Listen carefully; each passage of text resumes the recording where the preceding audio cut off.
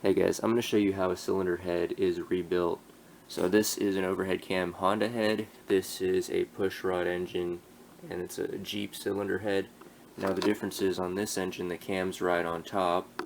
On this engine there's one cam that goes through the middle of the block, and well, either one, obviously the cams are both run by the crankshaft pulley, or gear, but yeah, so in this situation, the cam's push down on these valves, and right here we have the intake ports, and on the other side we have the exhaust ports, and you can see the valve through there. But yeah, these are the exhaust valves. The exhaust valves are always smaller than the intake valves. That's something you'll need to know too. So the ones that are like all burnt and brown are exhaust, and the intakes are the ones with all that carbon crap on there. Usually that's how it goes. So here on this Jeep cylinder head we have the intake and exhaust on the same side, but the exhaust ports are smaller than the intake ports. The exhaust valves are smaller than the intake valves. You'll see that when I flip this over. But I'm going to just show you, I'm going to disassemble this one real quick and show you how everything goes. So we have our spring that's held in by our retainer, right, and then our keepers. Our keepers ride inside there. See these keepers? There's two keepers, 1 and 2, and they keep our retainer in place. So what you do is you compress the spring, you push the valve up from the back side and take these retainers off, and the spring comes right off. So you can buy a really expensive spring compressor, or that spring compressor is like a $10 Harbor Freight compressor, but you can see here that's how the keeper rides on there. So there's two, they face each other, and then the retainer just, Okay, I'm going to flip this head over and show you.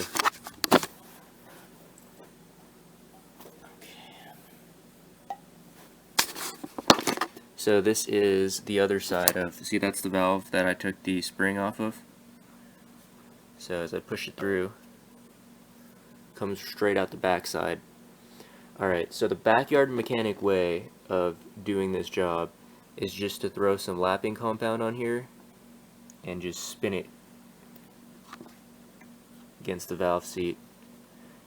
But the proper way of doing it is to actually cut it with do a valve grind. Now, there's 3 ways you can refurbish this seat. You can either use a stone, you can either use a cutter, which is a really expensive machine. It's like a drill press, but there's like a cutter that spins along it.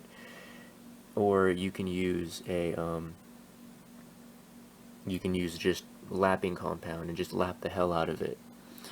Generally speaking, these seats are cut at an angle. Now, there's usually sometimes there's a 3-angle valve grind.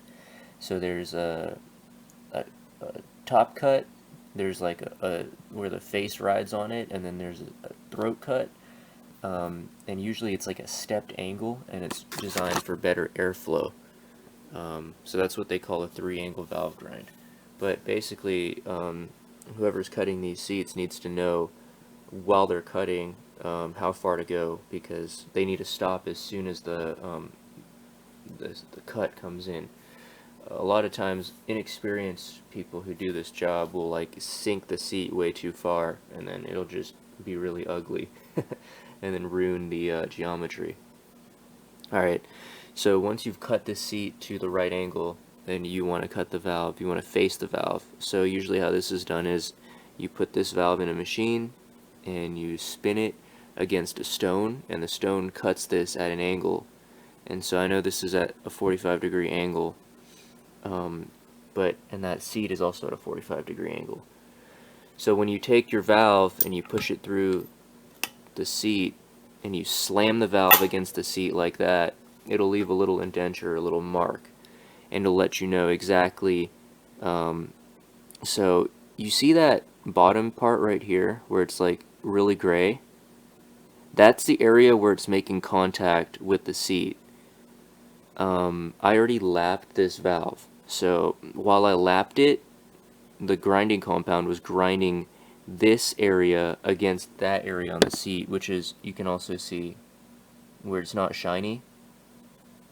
Yeah, that's where the valve, this part of the valve right here where it's not shiny, was grinding against that part of the seat where it's not shiny.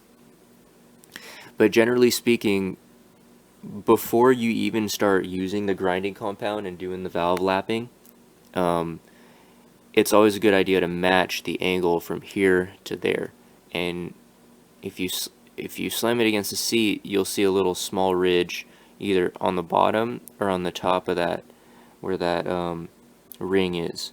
And if it's on the bottom, you know that it's only hitting on the backside, which means that the angle's too thin. Or if it's hitting on the top, you know the angle's too, well, if it's hitting on the bottom, you know that the angle's too wide. And if it's hitting on the top, you know the angle's too thin. So you need to basically adjust your angle to where, even without the lapping compound, it's hitting all the way across, and then you go lap it. But if you're a backyard mechanic, so anyways, if you're at a machine shop, you can change the angle of this valve and just to match the seat that you made perfectly, like literally to half a degree. It'll make a difference. But yeah, if you're a backyard mechanic, just go ahead and do the lapping procedure. So basically how to lap a valve. So you have these things right here. These are valve lapping tools. It's a suction cup, and this is valve grinding compound. So what you do is you just apply the grinding compound to the valve like so. I'll show you when I'm done.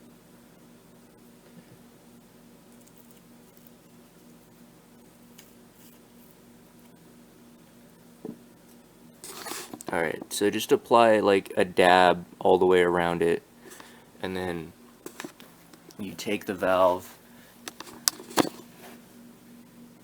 and you put it in there.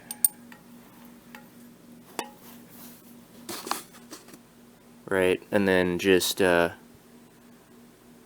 take the suction cup, and let me set you over here so you can see what I'm doing.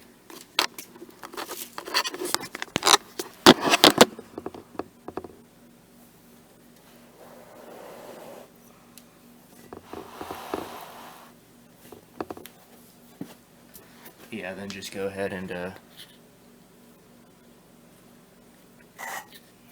these suction cups suck.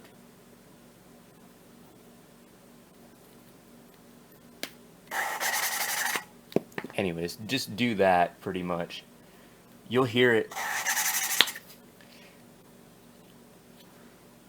But if you go buy these, like, don't buy the cheap O'Reilly's ones. But yeah, just do that pretty much until it starts making a linear noise. When you pull out the valve, see all that lapping compound on the bottom? And I could wipe some off to show you.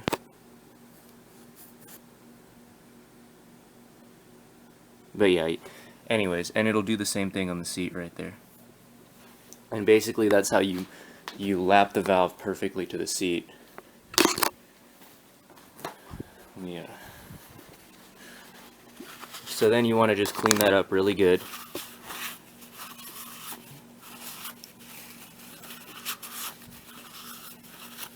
And then clean the valve up really good. Really well. Really good, really well.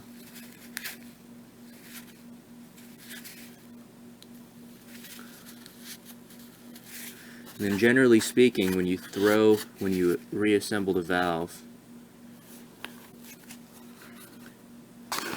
you want to put a little bit of assembly lube and lithium grease on the stem so it slides in easy and doesn't ruin anything. Boom. So that valve is done. So do the same thing with all of the valves. So bumping the seats is the way you can actually make these seats clean up the angle of the seats without using a professional machine. And you can look that up, but yeah, bumping the seats. Basically, you take it's like a stone, and it's cut at the angle that you want, which is generally like a 45-degree angle. And then you can either spin it by hand, like the valve lapper, or you can use a rotary, like it's kind of like a Dremel tool, kind of like a drill, and spin it and clean up that angle. But yeah, another thing is the stem of these wear to and you want to make sure that all along the stem of the valve doesn't have more than 1/1000th of an inch of difference.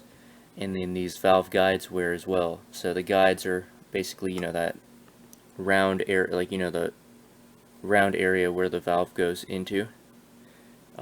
Those can actually wear, so you can feel the valve side to side to feel it doesn't have excessive play, or, you know, you can take a bore gauge and measure the actual bore of it to make sure that doesn't have excessive play as well. A lot of the time, shops will replace valves. You can actually replace the valve guides by like drilling them out and like pressing in new ones, or you can actually replace valve seats. So let's say somebody cut the seat wrong. Well, you can cut it out, put a press fit seat in, and then recut it. And a lot of high performance cars use press fit seats because you can put harder material in the seats so they're stronger, so they don't wear to, you know, an aftermarket valve, because aftermarket valves generally, you know, some of them are titanium and they're harder material. So yeah, anyways, but yeah, when you put a higher lift cam, which is a higher lift cam is a cam that pushes further down on the valve to open it further.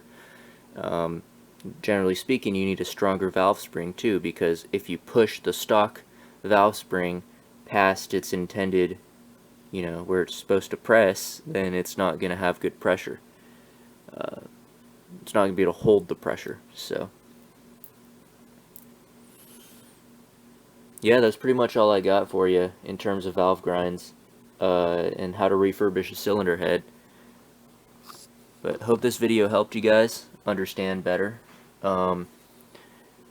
Another thing is, when you're done basically doing whatever you did to the seat and to the face of the valve, lapping it, whatever, throw some mineral spirits through these holes, through these ports. So, you know, you want to make sure that these intake valves are sealing here. Well, throw some mineral spirits through here, fill up the hole with it, and see how much is seeping out through here, through the sides. It's a really good way to know how much your valves are actually leaking and the condition of them. So then, when you're checking the surface of your cylinder head to make sure it's flat, you can take a straight edge and put a straight edge here, here, diagonally, and then just, you know, just make sure that it's straight. And you can slip a feeler gauge under there, just to make sure it's straight. But yeah, hope this video helped you guys. See you in the next